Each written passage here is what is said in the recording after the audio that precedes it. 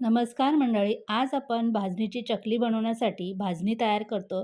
तर एक घरातली वाटी सेट करायची, त्यानुसार सगळं साहित्य घ्यायचं. आता 5 वाटी मी तांदूळ चांगले स्वच्छ धुवून फॅन खाली सुकवून अशा पद्धतीने कढईमध्ये भाजून घेतले. कुरकुरीत होईपर्यंत आपल्याला भाजायचे आहेत. त्यानंतर 2 वाटी चण्याची डाळसुद्धा अशाच पद्धतीने भाजून घ्यायची आहे, थोडासा रंग बदलेपर्यंत. त्यानंतर 1 वाटी मुगाची डाळ, ती सुद्धा आपण भाजून घेणार आहोत. मुगाची डाळ भाजून झाली, आता काढून घेऊया.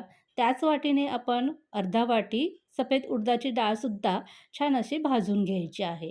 ह्या सर्व डाळी मी न धुता वापरल्या आहेत. त्यानंतर 1 वाटी साबुदाणा चांगला कुरकुरीत होईपर्यंत भाजून घ्यायचा, काढून घ्यायचा. त्याच वाटीने अर्धा वाटी आपण जाडे पोहेसुद्धा भाजून घ्यायचे. आता अर्धा वाटी धणे आणि 4 चमचे जिरेसुद्धा मस्त असे भाजून घ्यायचे. त्यानंतर भाजलेलं सगळं साहित्य व्यवस्थित थंड झाल्यावर गिरणीमधून दळून आणायचं.